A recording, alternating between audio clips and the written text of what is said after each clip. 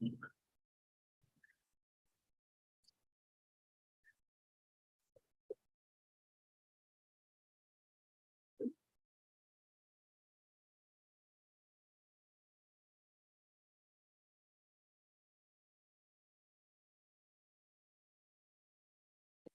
starting recording.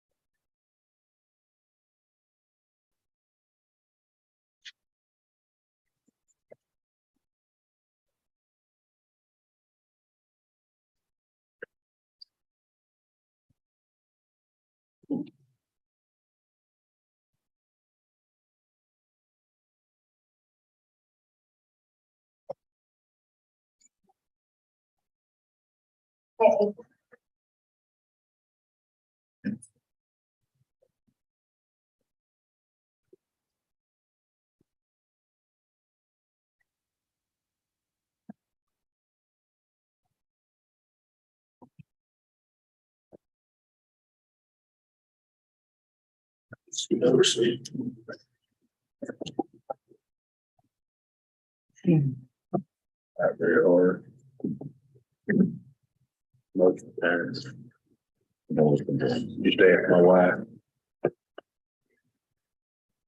All right, we got about one more minute before 6 o'clock, so.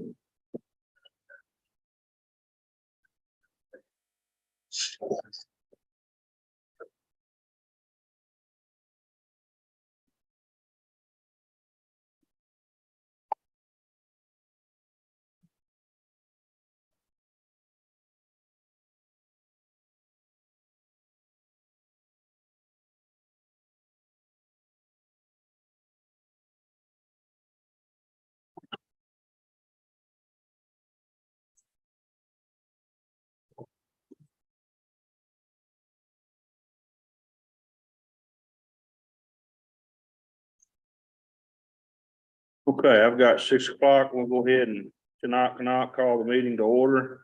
Can we call roll, please? Kevin Lilly. I'm here. April Worker. Here. Here. Here. Right. Yeah, I like that. Gang's all here. Thank y'all very much. I appreciate your time and service to Sherwood. Go ahead and call for approval of the minutes from March 9th. Yeah, I'll make a motion if we approve. Second. So we've got a motion, we've got a second. Is there any discussion? All those in favor say aye. Aye. Any opposed? Well, we'll let the record reflect unanimous passage of the March 9th minutes. Thank you very much. All right, we'll move on down to our budget review. I think everybody, has got a copy of the numbers in front of them. Really nothing here other than just, review. So, has everyone had a moment to look over and do we have any questions about our budget?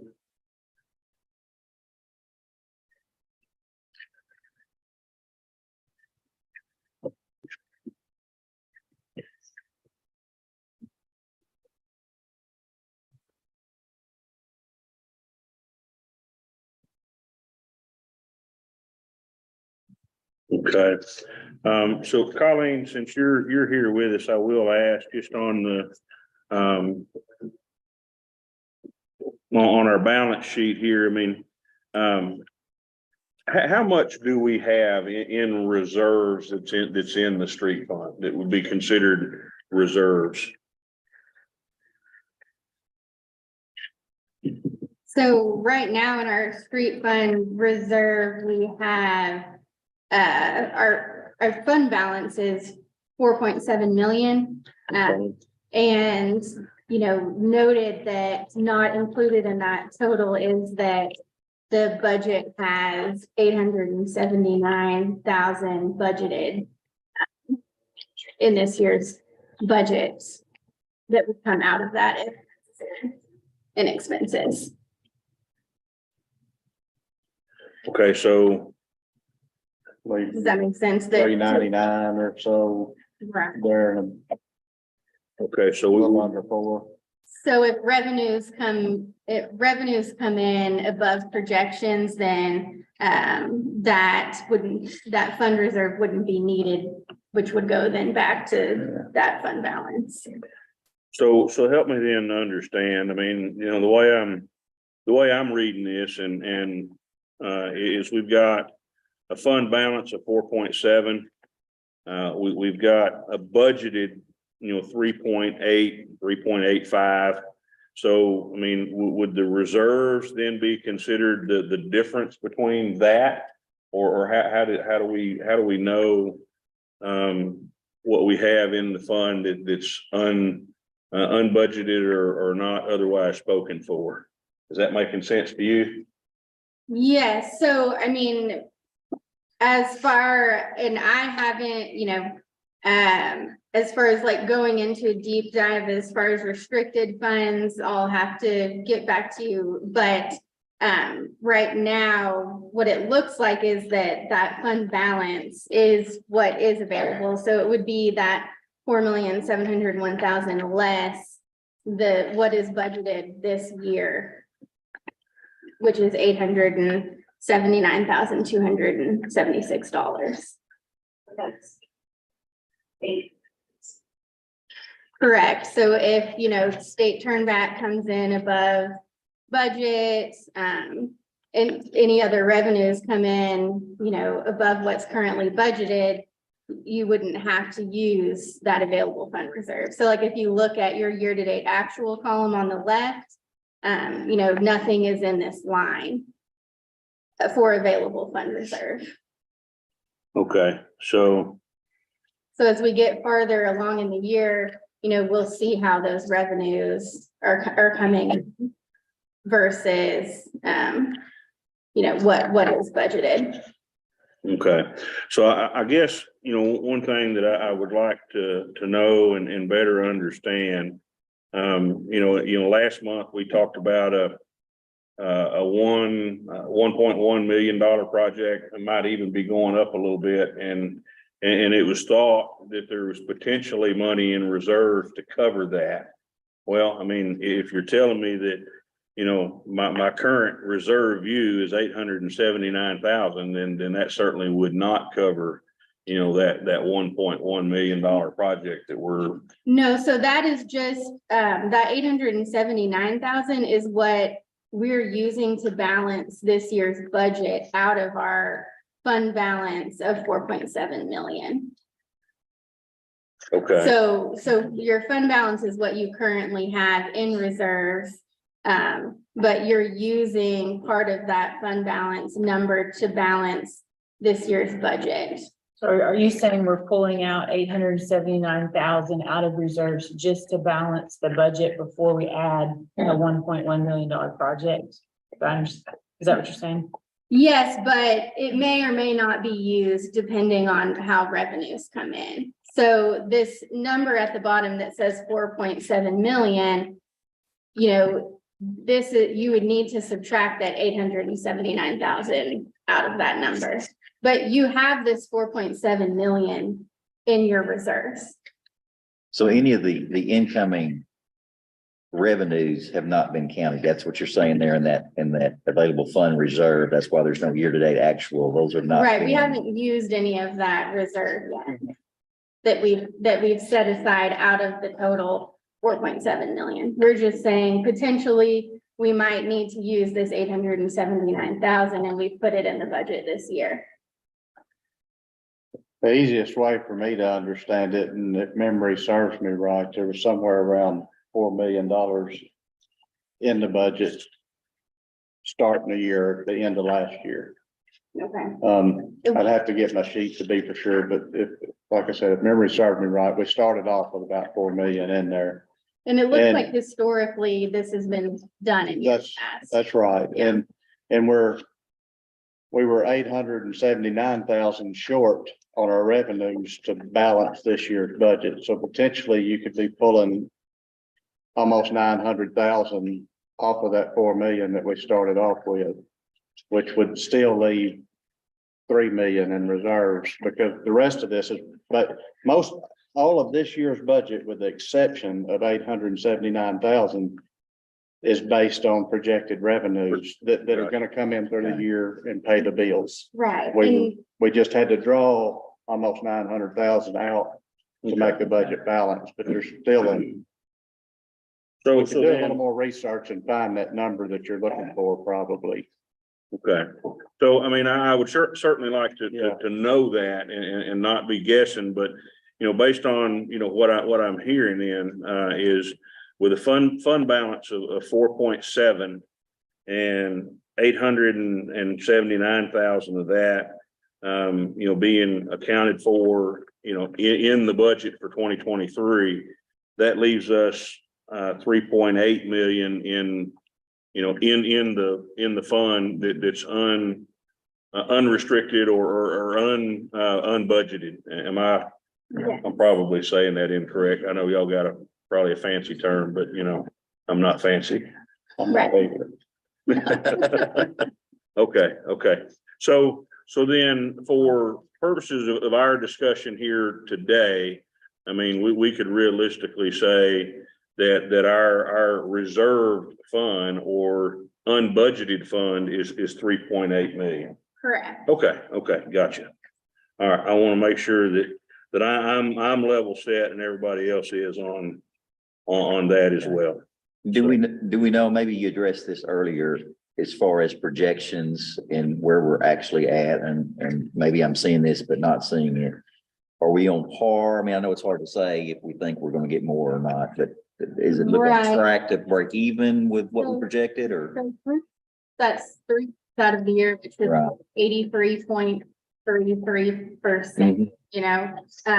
So, you know, in different receipts come in at different, you know, points in time during the year. But, you know, so looking at the numbers right now. Just still too hard to it- tell, too early. Yeah, but I mean, overall, it's looking fine, you know, so. You know, I will say, Kyle, I mean, an awesome question. Historically, our annual receipts have been really close. Okay. I mean, in fact, they might, you know, be a little over or a little under, but you know, what we put down as far as receipts, you know, annually have been been pretty close to spot on over the years. Brian, am I out in left field there? No, I don't think so. Okay. So we're probably a pretty good shot then. This 800,000 roughly is going to be used then and leaving us with that 3.8 probably.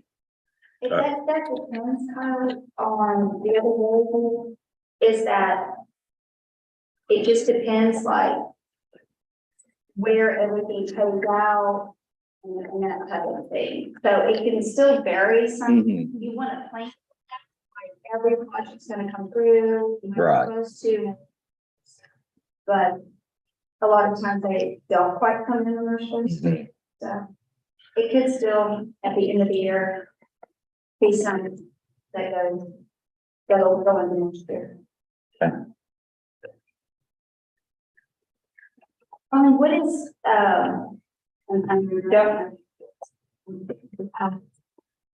what is the, recommended amount that we should keep in there and not touch? Do you know what I mean? Like, Yeah, they're that's an usually, untouchable. right, so, you know, a lot of cities adopt different policies to have a, you know, an amount that contribute to their reserves or a minimum amount of reserves. And, you know, it can vary by city to city, but obviously you usually do want to keep a minimum balance. So, you know, with each fund, things can vary. So I think, you know, that may be something we want to bring back and bring detailed, you know, information.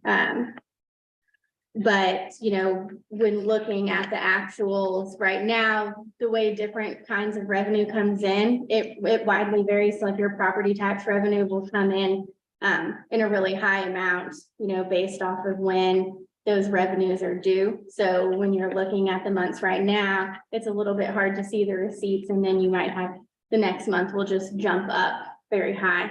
And then, you know, maybe, or next month, I can also bring some historical projections that might help with prior years too. So we can see how, you know, over the past few years and then compared to this year, how we're on track. So, and that might help us kind of looking at things overall. Yeah, that was gonna be my question was, you know, kind of what the previous years, what the reserves look like in the Mhm. previous years compared to where we're at now. Yeah, well, I know, you know, some of the things that we try to account for, you know, in our reserve funds are things that we don't spend annually. You know, for instance, truck replacements, you know, vehicle upgrades or things of that nature that happen every 5 years or 10 years, you know, whatever that schedule may be. You know, so we try to account for some of that too. You know, where we know we've got, you know, stuff that's going to happen every, you know, like I said, 5 or 10 years or whatever that schedule is. So, you know, it's a little, not quite as cut and dried as maybe as we would like it to be, but, you know, you wouldn't want to fall into, you know, year 5, you know, knowing that you've got to replace, you know, two trucks and you don't have any funds to do that. You know, you hadn't planned for that. So, anyway, that's just my thought. Just for the record too, I pulled up the December 12 months ended financials, and it looks like at the end of the year, the total fund balance was $4,304,090. So, you know, at the end of the year, last year, when all the bills were paid, there was 4.3 million in there. This year's budget, based on projected revenues, we're gonna fall. You know, if we spend everything, we would need 879,000 out of that 4.3 to balance this year's budget. So that puts you somewhere around 3.5 realistically, and So thinking about that Never mind. ending fund balance number in last December, mhm, we've grown already, Yeah. you know, grown from year to year. So we carried that over. correct. What was our budget last year and what did we spend? You have. Let's see, the budget last year would be the total budget. I don't even know why I take them off. That means we're getting, 4,182,000. 182,145, so, you know, 4.2, we actually spent 4,011,000. So, the variance was $170,824 that we did not use in last year's budget. I'm sorry, Spent most of what we budgeted last year. you said the variance was how much? I'm sorry. $170,824. So we were gonna pull that from reserve, but we didn't spend it. Is that, No, that's what would have gone back into reserve. That's what we did not spend. We budgeted 4,182,000. And we spent 4 million. Rail just right at $4 million, 4,120,000. so we've basically taken close to 22% out of reserves to make this year balance. Is it? Right, but what I'm guessing is last year it went back to reserve, so the other revenues that we had came in above projected. Right. So we didn't have to use those reserve Yeah, funds let's to be see. budgeted. Last year. We actually had a variance because where we went. We added some money to a line out of reserves last year for something. Let's go back and find out what that was. We went a little over on the overlay, but we added money in there because we carried some of the overlay over to the next year, I think is what it was. where we had to go back and add some, but last year, it looks like we budgeted 4,182,000. The revenues was 3.8 million. 3,811,000. So we were 370,000 short of making the budget. So was that 370,000 budgeted out of reserves originally? Like it was, That would have been, it's when we went in and I'll have to go back and look at my note, but we went in and we ended up adding some money to a line for something. And memory, I've slept once or Yeah, I twice have since to. then anyway, I'd so, have to go back and research that. But historically, over the years, this fund keeps building. I remember, 12 years ago when I started in this job, we were having trouble paying bills, cash flowing it. And, I know over the years, we paid for the Red River Drainage Project, which was over $1 million. We pulled out of the reserve fund. It's done well. And I don't, you're more of the finance person, but being that we usually base it on revenues and I would feel pretty comfortable if you didn't have but maybe 1.5 million in reserves. The big deal is if you have a few big ticket items come in early in the year before you get your revenues in, like the overlay program went off really early, which it usually doesn't. You would need to be able to pay for that before you got your revenues. You gotta have something in there to cash flow with, but where you're not spread too thin, but I don't think paying for $1 million or $1.1 million project's gonna spread us too thin. gotcha. Okay. All right. Very good. Well, any other questions or thoughts, concerns before we move on? Okay. So, hey, I neglected, thank you, Colleen, I appreciate it. I neglected at the front of our meeting. I've got a few things that I need to add to the agenda. So would entertain a motion to suspend the agenda for a minute. second. Got a motion and a second. Any discussion? All those in favor say aye. Aye. Opposed? Unanimous. Okay. Under old business, I'd like to add a couple things there. One is the speed cushion trial, just update, status update. And then second thing there is 712 East Maryland. Again, just an update. Want to see where we are with that. And then under new business, I've got a couple of things there. First dot would be Chief Hager and what he handed out. And then second would be new sidewalk requests. Kind of sub to that would be, Keel Avenue. Not really new, but that's new to our discussion. There was a request for Whitewood and Oak Brook area to Woodruff. And then also another request, wind chime, kind of down the hill and into Pickthorn Park running, kind of into that bridge. And part of that request was maybe a pedestrian bridge going across that creek. Want to just make sure we have that on there for discussion. So, does anybody have anything else we need to add to the agenda? Okay. Then I don't know what the right way is, but we'll reconvene our meeting. We'll come out of suspension. Okay.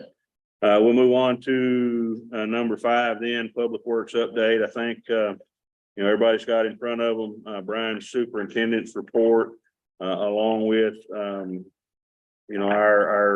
our wildlife activities, trappers and what have you. So, Brian, anything specific there we need to point out or be aware of, or anything on your end that needs special attention?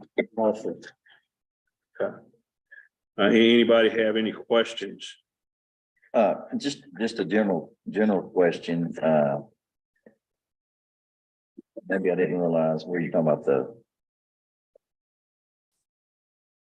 may be off base here where you're talking about the animal.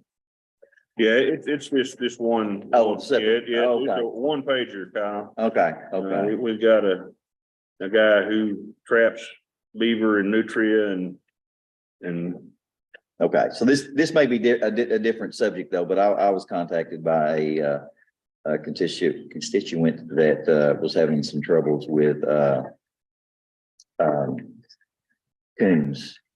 And that may be more in their animal control of that, as far as the process and that, they just hand out traps. But that may not be what we're doing here. That may be Yeah, all that under would be animal more of an control. animal control. Okay. And I don't remember how this beaver trapping actually got added to this, but we just have continued to do it, but we trap, the only reason is it has to do with drainage, and that's the only place Okay. we trap beavers is where they're stopping up our drain pipes and Okay, waterways, that makes sense. causing flooding issues, and we kind of point this guy in the direction where we're having issues. And Okay. I guess that's how it got on the street committee Okay.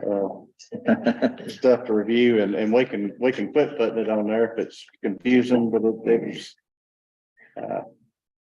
hey, good Yeah. question though. I mean, It is. I certainly understand where, Kyle, that would be a point of clarification that would be needed. Yeah. Hey, well, why are we doing this over here? Yeah, that's kind of, Yeah, we don't go into people's backyards and trap on private property. Gotcha. We focus where they're causing a problem with our city storm drainage. Okay, that makes sense.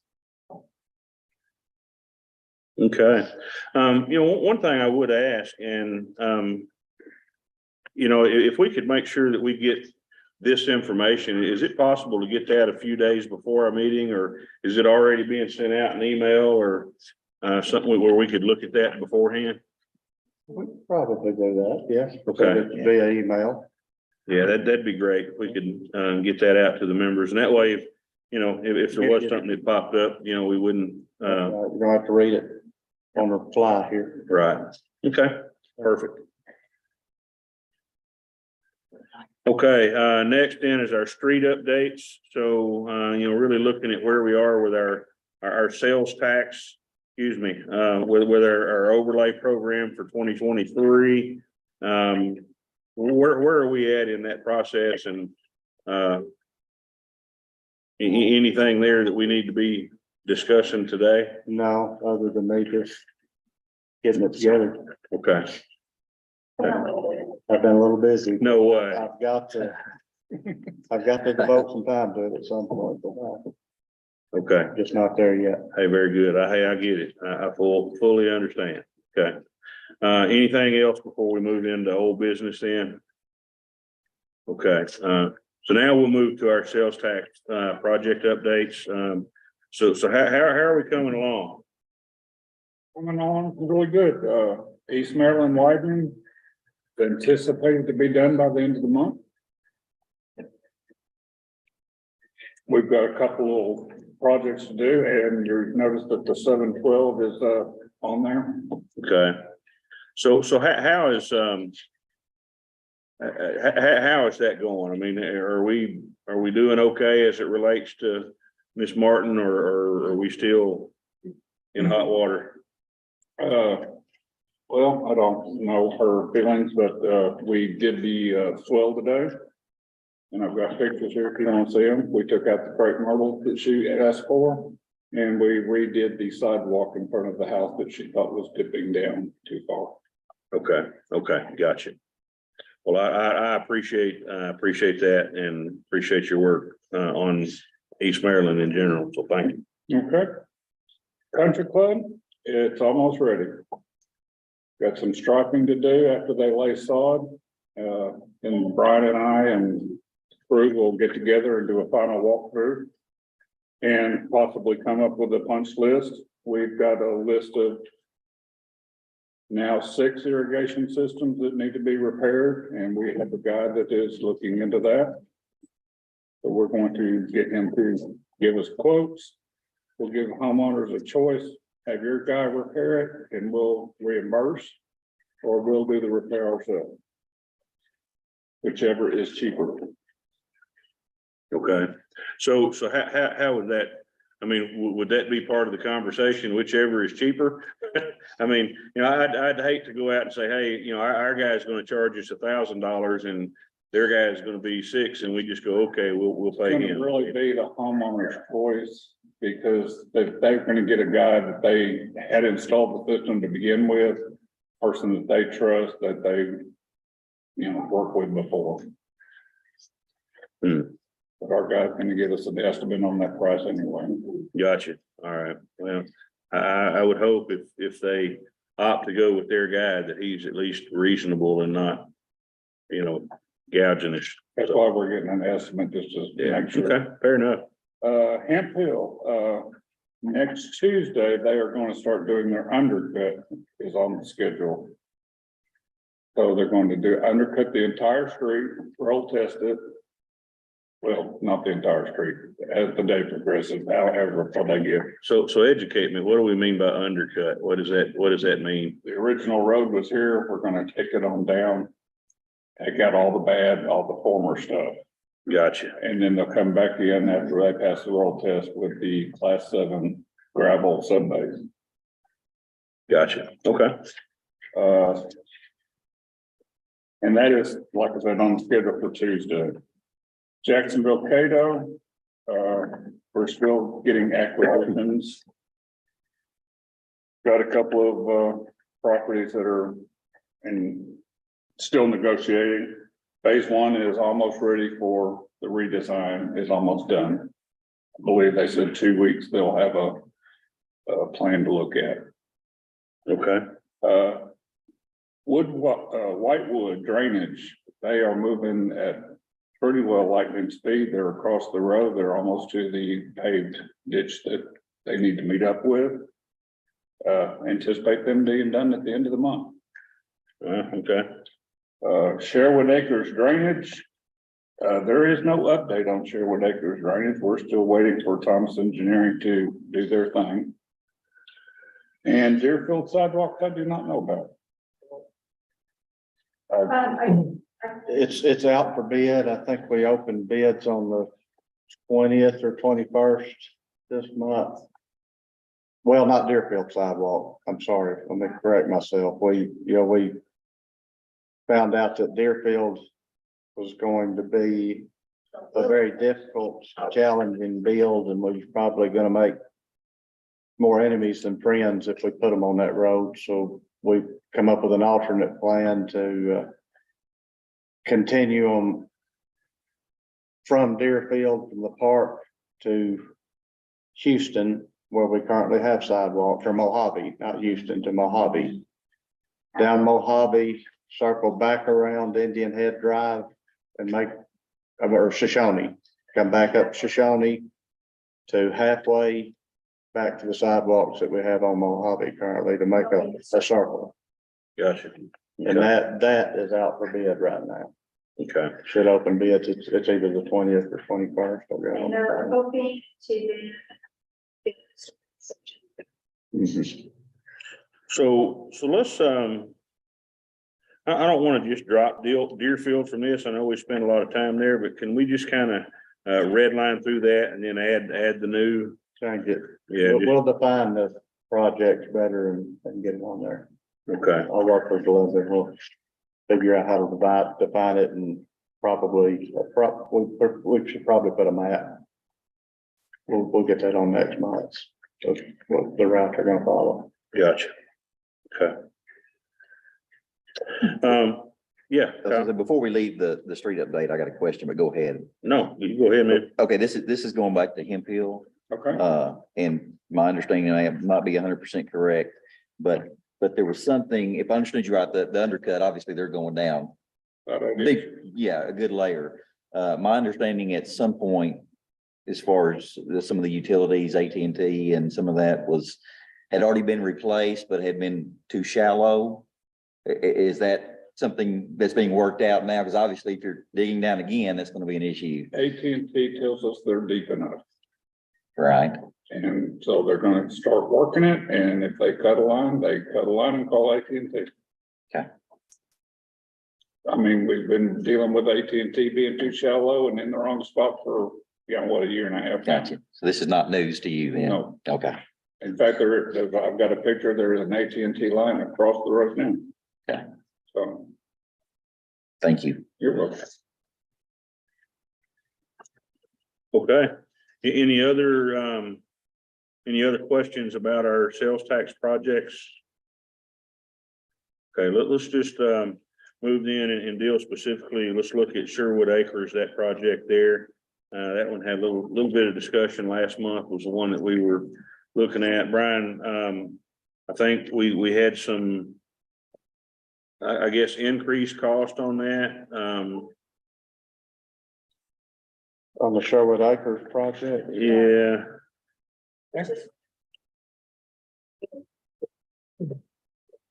Yeah, but I don't have any new information on it from Thomas right now. I know they were preparing an updated cost estimate of the one I gave y'all last month was kind of a rough ballpark that they gave me, and I haven't gotten anything from them since, and I haven't really had time to follow up with them, but right now they're.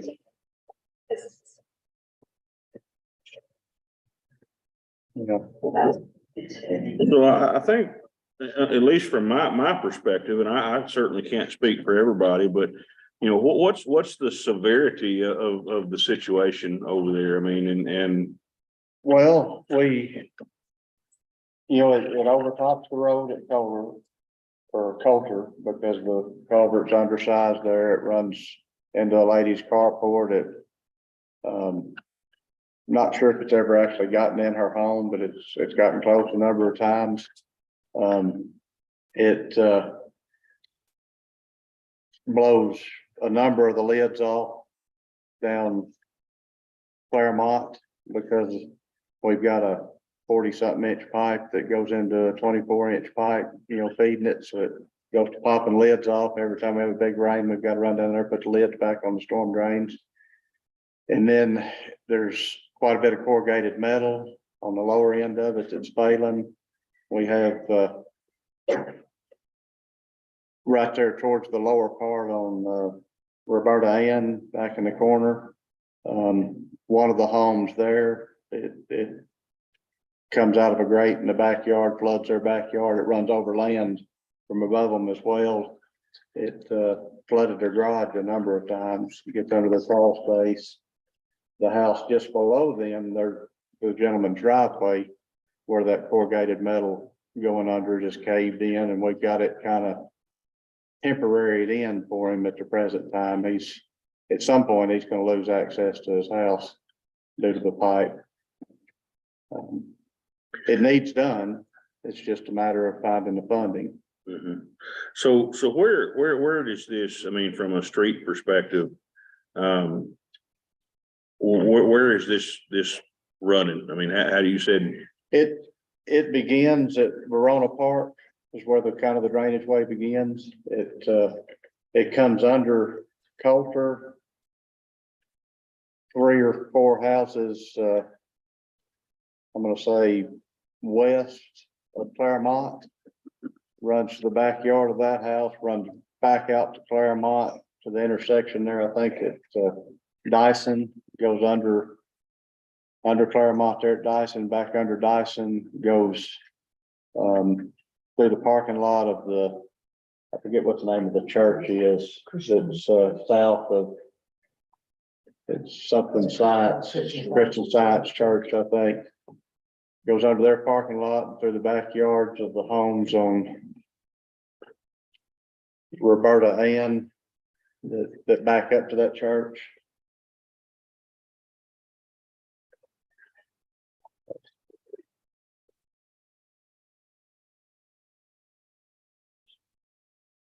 Get that out there. And then it ends up, if you travel down Coulter, the ditch that opens up on the south side of Coulter is where all of it actually daylights. Now we're only going to replace to the backyard on Coulter. Everything good is good, to the rear of the properties on Coulter, not Coulter. we could, You cut the drawing of that. I brought the plans last time, I didn't bring them this time. So Brian, this isn't just a stopgap measure. This is a complete working that, Right, it's redoing the drainage quite a distance. Upsizing most all of the pipes. To get them where they'll actually handle the water that comes from, all the way up above from the park on through. Okay. Well, I would think that we would want to, get the updated, bid estimate from Thomas and then prioritize, accordingly. It sounds like, Let me see if I can get the updated numbers from them. I'll be sure and bring, the actual plans. We'll get a roll plot here where y'all can kind of see what it's doing next time. okay. All right, so we actually covered two of my, or one of the bullet points, added bullet points under that, so. I'll make note of that and won't make y'all do that again. Thank y'all. Anything else? Any other questions, comments, thoughts? Okay, so in our drainage at 506 May Avenue, this has been on our list for a while. I actually haven't heard from that homeowner, but I know that, prior to our new administration, the engineer was working to, try to see if there was anything we could do to better move water through that area. I don't think it's a matter of flooding. I think it's a matter of standing water, if I'm remembering that whole situation right. And any new input there, any new? Backyard. No, it's out front. The ditches are there's almost zero fall is the issue, and there's no way to gain fall. So what, what do you guys see that we need to do with this? If this is a dead issue and we're not doing anything with it, like I said, I'm not hearing from the guy anymore. He's not calling me, but I don't know if he's calling you or calling the city or not. I haven't heard from him. Okay. Then, Kevin, I don't think we could find anything where any work had been done on either. So I just don't think that there's anything because there's no fall, but we've not had any calls. It's fine. okay. Then, if the committee's okay, I'm gonna ask that we remove this from the agenda. We don't have a flooding issue there, and it's really a matter of water kind of standing in an area that just, there's just not much way to create, what's the word, Brian? Fall. Yeah, there we go. So, is everybody okay? Will we just remove this? Anybody have any heartache? All right, then I won't even push that to a formal vote. We'll just scratch that one off. Sherwood Acres, we've talked about that, so we won't have to rehash that again. Next then was the speed cushion trial. How are we coming with that? We had some conversation mid to late March, and then We've installed, I think, about 5 of them so far. Of course, we've kind of come to a halt on installing the rest of them. We're making a few adjustments. Or looking at making some adjustments on some of the ones on Shoshone, maybe Indian Head. But we're gonna have to kind of get to the other side of this disaster before we kind of get back on that. okay, no, I get it, and guys, I don't. My intent is not to put pressure where it's undue. It's just to kind of understand where we are. We would like to understand, you know, what has happened to speeding in that area since they've been installed, meaning, you know, going back with the, speed control devices or whatever, and, you know, getting another 2 weeks worth of data and having, okay, here's, you know, prior to speed cushions and here's after, you know, what's the effect there? You know, we've had one, very verbal complaint. No one else has complained at all. I've personally gone and driven over them.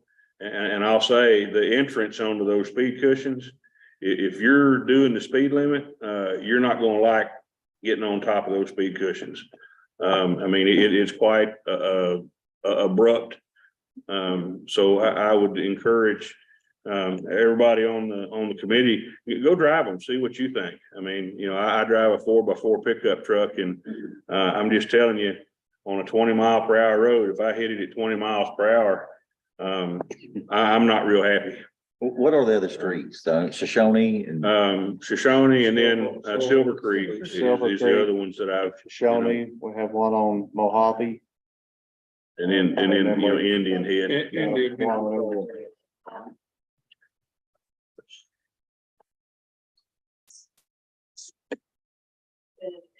People loving them and it's sort of. We had 2 complaints, and it was from Jacksonville residents that didn't like it because they were. And if I may, I think, as Brian said. Oh, you got a young man yet, speak I've up, got help. gotta speak up. As Brian said, about something installed, I think before Brian's team installed them, we went and marked the locations, and one of the locations, there was a neighbor that didn't like the location, because of, I think, special needs, child or something like that. So we moved that one speed hump, which kind of, you know, had a domino effect and required us to move several of them, only one of which didn't already install. So I just got Brian buys map. So he finished installing, his intention is to go back and play where that. Okay. Well, I appreciate it. I know, you know, the folks that I have talked to, you know, about, you know, their neighborhood. I mean, they're happy they're there. And as the mayor said, I mean, you know, I'm only aware of one complaint, but I mean, apparently there was 2. So, but again, they are pretty abrupt. I mean, you know, so I would ask, you know, as we're trying to get this thing in a position where we either move forward or we don't, whatever the case may be, is there a different product that's maybe not quite as abrasive when you first enter the speed cushion? Don't know, yes or no, have no clue. If not, is there some way to feather that in? I mean, you know, not that allows you to go over the speed limit, but I mean, I'm telling you, you go run into one of those things, and it's not like, you know, oh, I'm 20 miles per hour and I didn't even feel it. I mean, you know, that's not the case. And I don't know that that's what we're looking for long-term throughout the city. So that was gonna be my question when Brian said something about adjustment. That part of it's not the adjustable part you're talking about. Like being able We to were adjust. adjusting the location. The location was the, okay, so those are set the way like Kevin's talking about. There. And it's, Finley's probably much more suited to answer the question than myself, but I think the speed cushion is the least intrusive Yeah, type I agree of with that I think, device. There potentially could be, a larger device that, since it's larger, would be a little bit less abrupt. But in general, I would say, what you're looking at is you either buy a device, and anything you buy is gonna be pretty similar to what you've got on the ground right now. The other option is to have something installed with asphalt or concrete, and they're generally probably gonna be taller and even more abrupt. But I can certainly research after we collect the data and come back to you, you know, kind of on a report after they've all been put in. I can also research other products at that same time.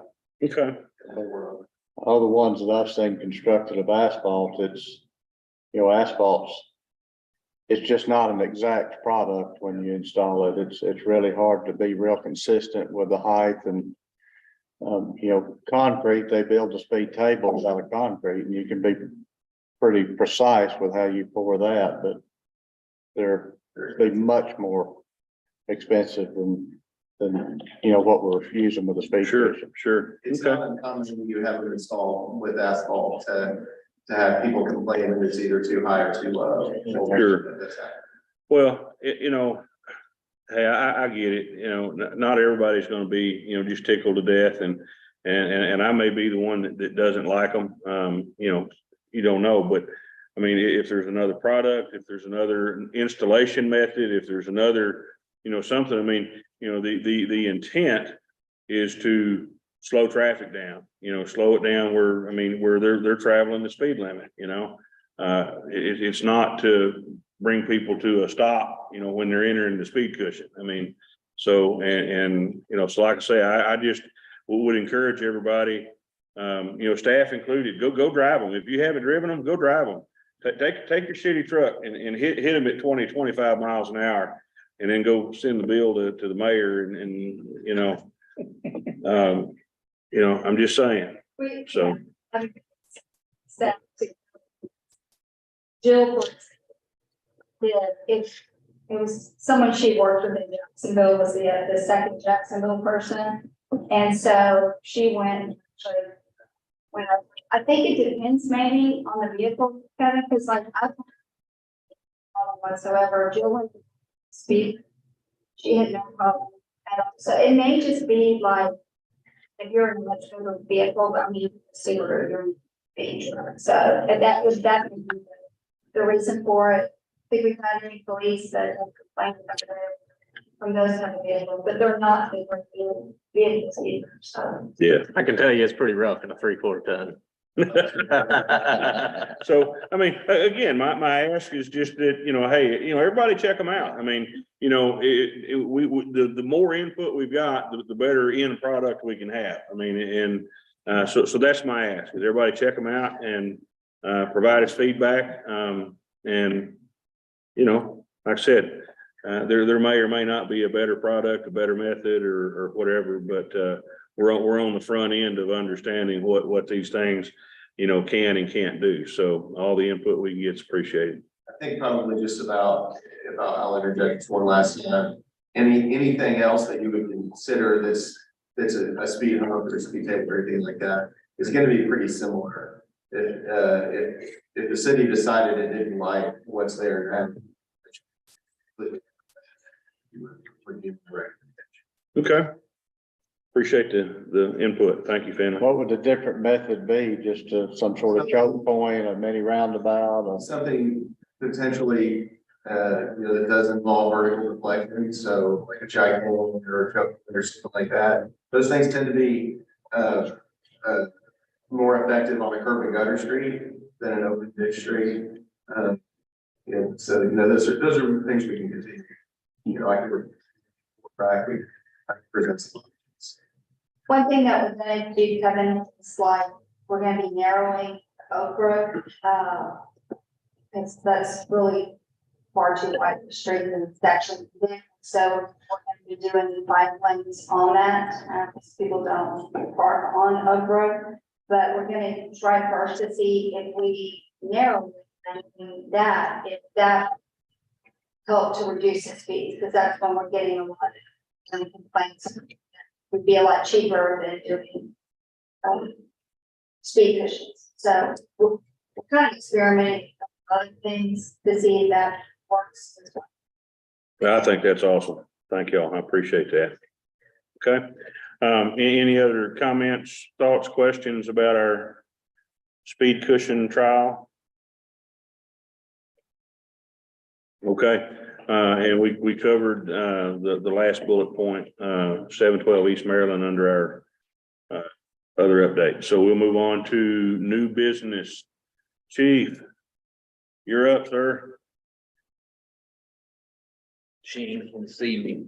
I apologize to the short notice on this, but we got a call Tuesday from one of the council members and one of their constituents, and it was over off Silver Creek where it was, were complaining about trucks driving down Silver Creek. So we sent a guy down there and there's signs down there that say no trucks on Silver Creek. And I remember, I've talked to Brian about this. I remember having this conversation in street committee before. And I guess I did not realize that those signs were down there, but they are down there. So I've got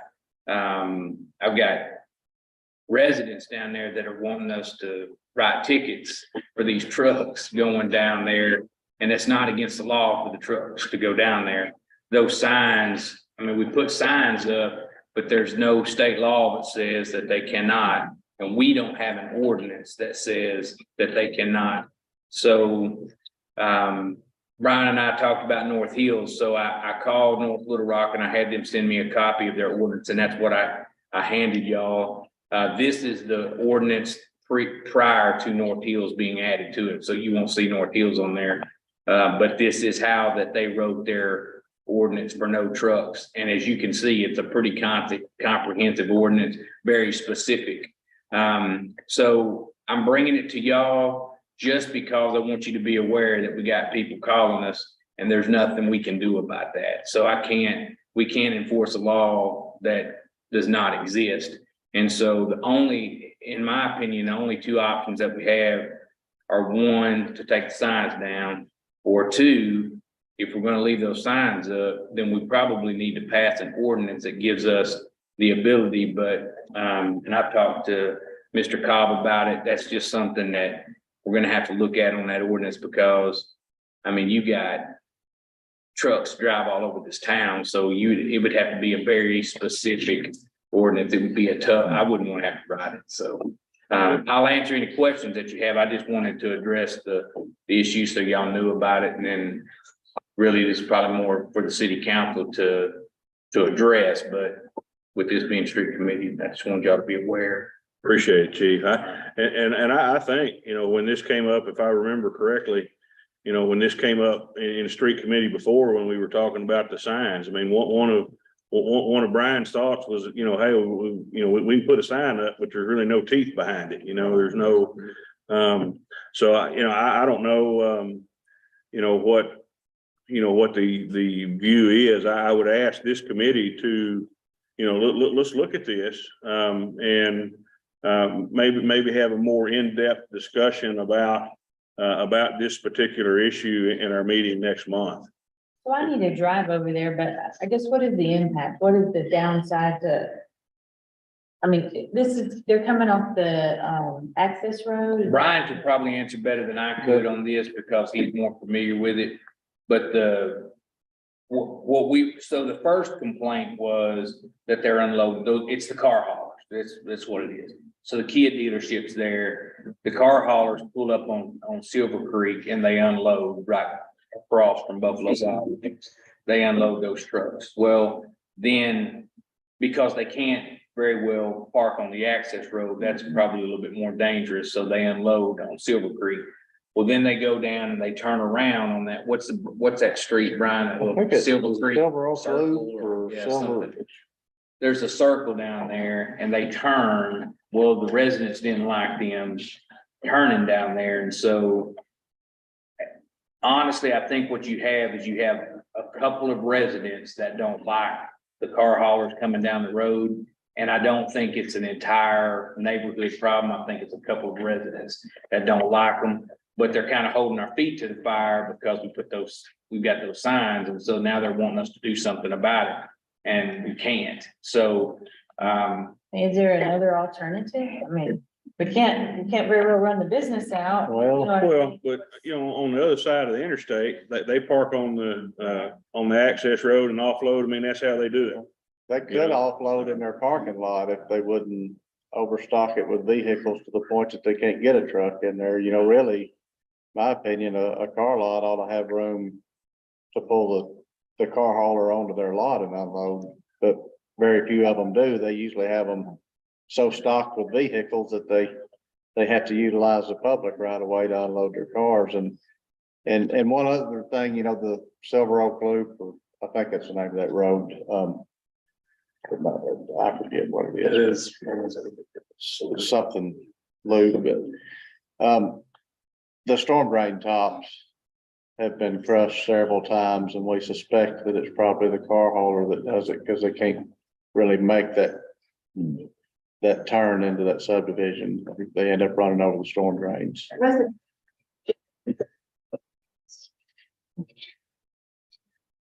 Yeah. It's dangerous. Because the trees. And I don't come down. Yeah, period. Finding their, it's normally very quiet, peaceful little streets.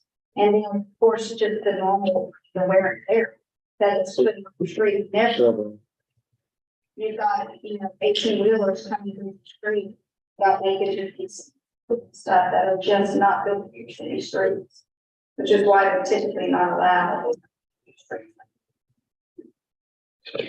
Yeah, 35 homes on that Silver Oak Drive that I don't know what kind of, how many kids or what, kind of families there, but there's 35 single family homes there. And yeah, I can see why they would take that. I mean, because that's not even a cul-de-sac where they go down and turn around. They got a full road to.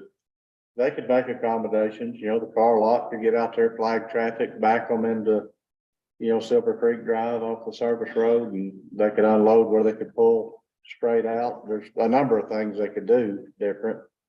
But Okay.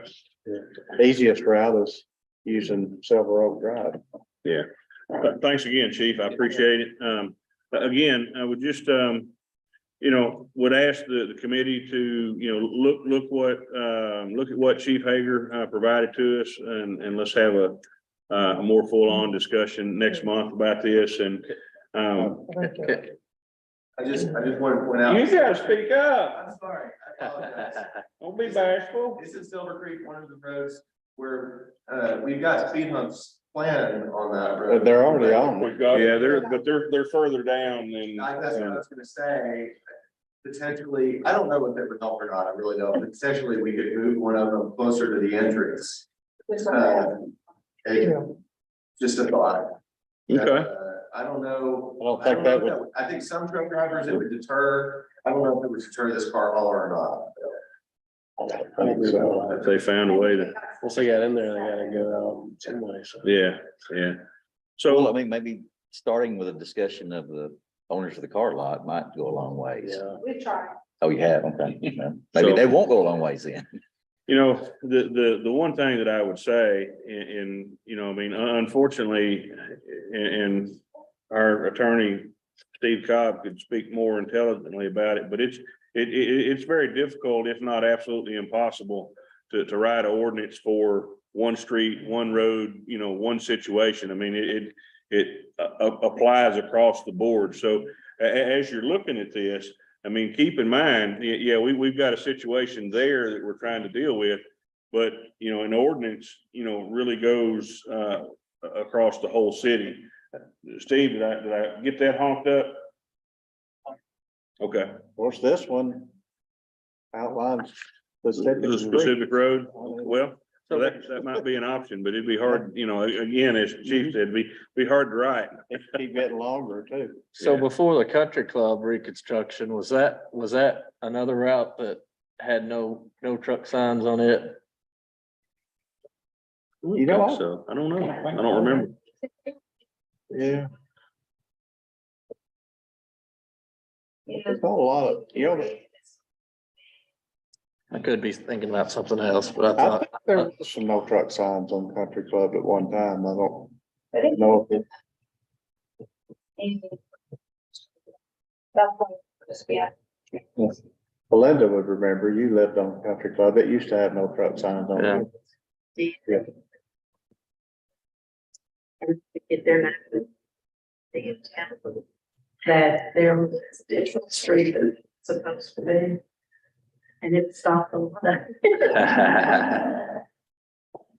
Okay. So I guess what I was getting at, maybe that's not the only road that, you know, that maybe an ordinance would apply to. So, And so, I mean, you know, take that into consideration as well. I mean, you know, I hadn't read through this whole thing, so, We have no truck signs on Tammy Lane as well. You know, it's a really narrow road and the mail trucks from McCain Mhm. to avoid the intersection at McCain during traffic hours, you know, heavy traffic hours. They'll come down Round Top and cut across Tammy to Trammell Road and come out on 167 that way. And they'll cut down Tammy Lane and it's really narrow. And that's why we put no truck signs on it years ago, but they're not very yeah, effective. so there may be other areas where this would apply. I mean, we just have to think about it and discuss it. Okay. Anything else there, chief? Anything else we need to be aware of or put in? Okay. So we'll move on. Next one under new business was new sidewalk requests. You know, I know that we're looking at Keel Avenue, you know, just kind of want to get that in front of us and how we do that. You know, there's, you know, Keel Avenue is probably one of the busiest, if not the busiest street in the city of Sherwood, and we've got folks traversing that. But then, you know, I've had two other requests over the past 3-4 weeks. You know, Whitewood and Oak Brook to Woodruff. There's an area in there that's and I haven't gone to look at it, that apparently neighbors would like to have sidewalks in there. And then you know, wind chime from, you know, Coolhurst down to the park. And then even, you know, one of the things that was in the email was the potential of a pedestrian bridge going across that creek. You know, so really, I just want to get those out. I want to start discussion. I want to, you know, try to figure out how we prioritize, you know, sidewalks and what we can, you know, potentially get done, you know, in 2023.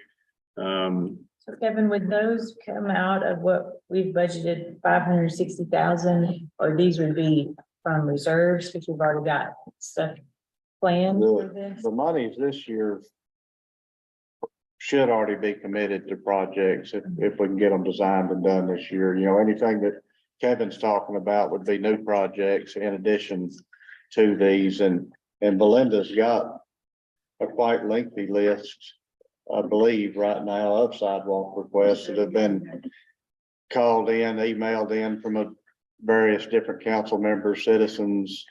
I think wind chime is already on that list. And at some point it needs to get in front of this committee for y'all to run it through the rubric again, or ever how you're gonna rank them and kind of wade through it again. When we start talking about a Keel Avenue, that, I mean, that, to Kevin's point, is a huge, that would touch a lot of citizens. You know, that's my thing, when we start pulling from reserves, even though it's a needed project, you know, how many citizens can we impact with $1.1 million?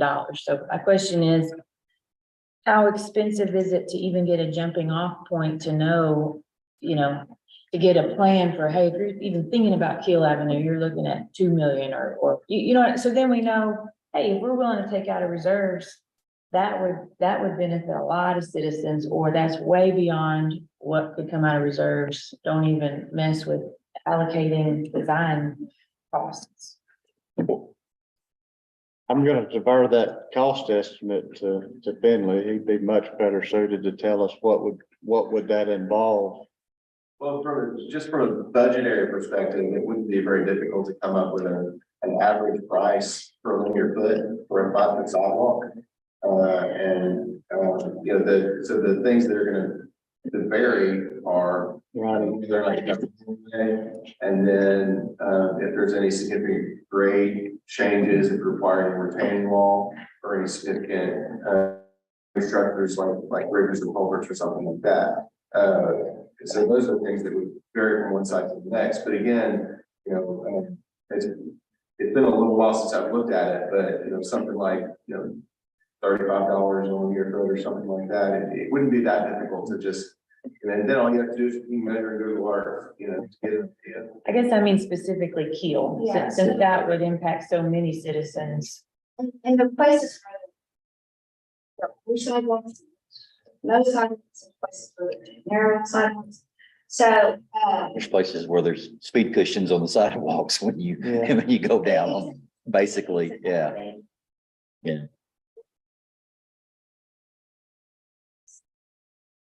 the area.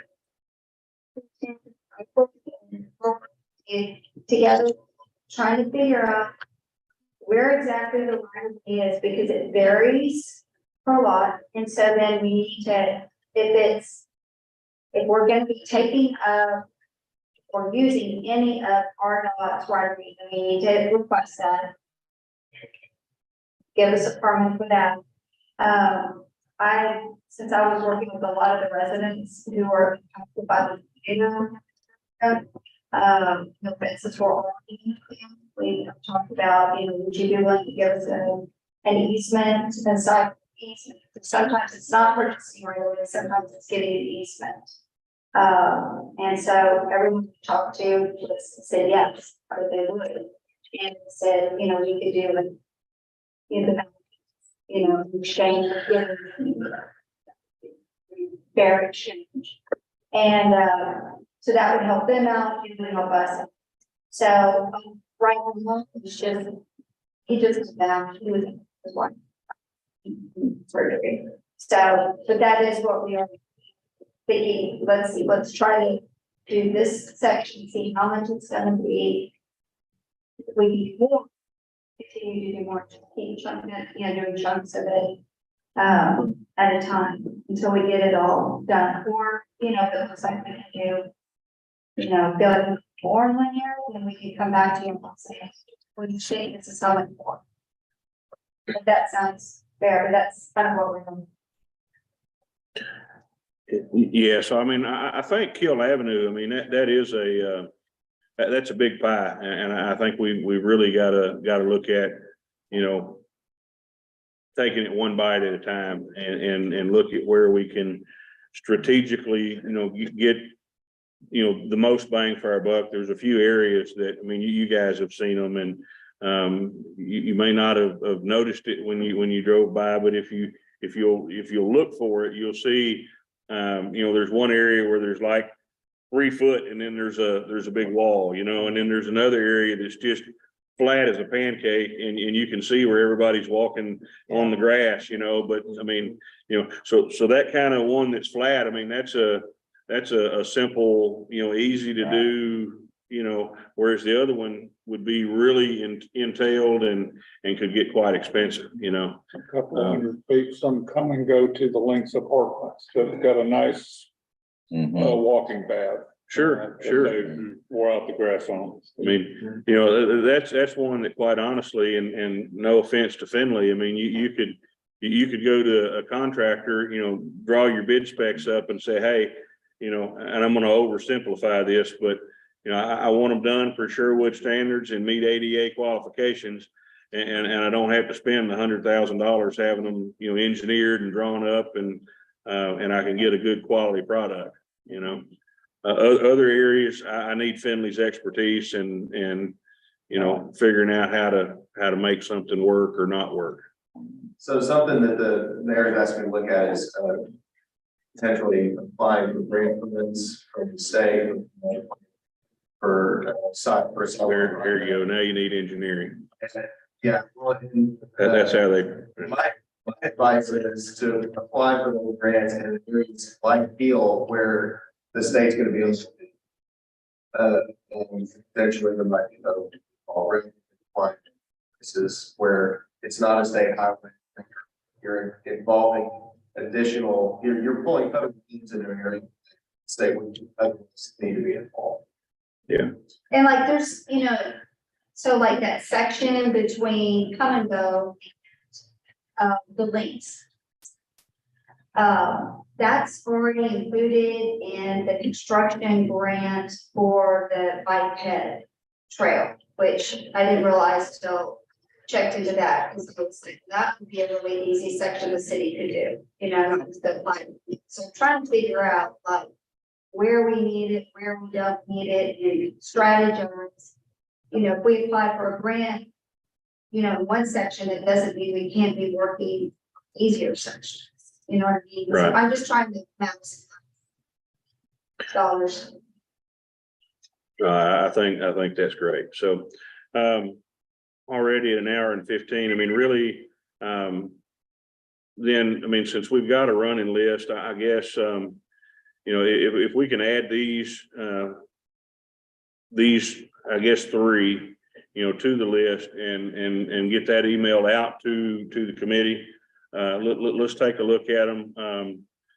Belinda, I guess you've still got the rubric and the with that, or do I need to try to, if we can forward that out to the whole team as well, and then, you know, we can prioritize, you know, what we've got, and then if we, you know, have money or we want to tap into reserve, we see something that's, you know, we can get, you know, good bang for our buck, or then maybe we do that.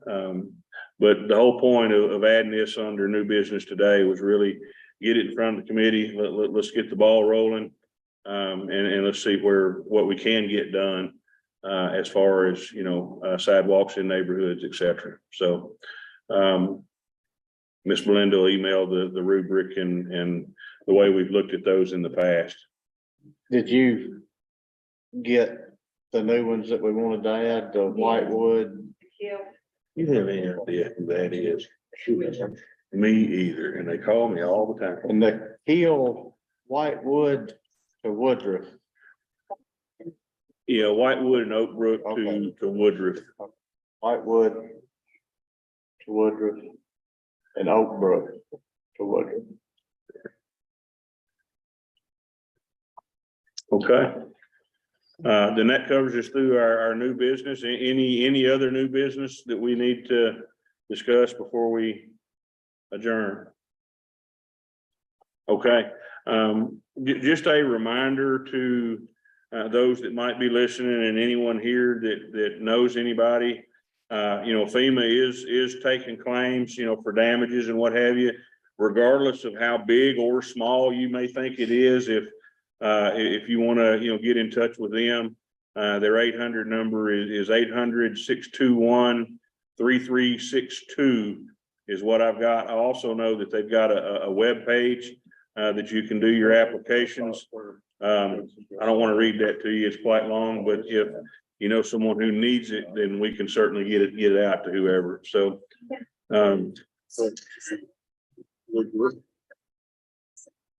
was a soft day. So if people are having trouble getting. awesome. Okay, if there's no other business, I would entertain a motion to adjourn. We got a motion, a couple seconds. All those in favor, let's disappear. Thank y'all. Hey, an hour and 15, Brian. I'm sorry, dude. We'll get it below an hour. One of these days. That Kevin guy, just shut up.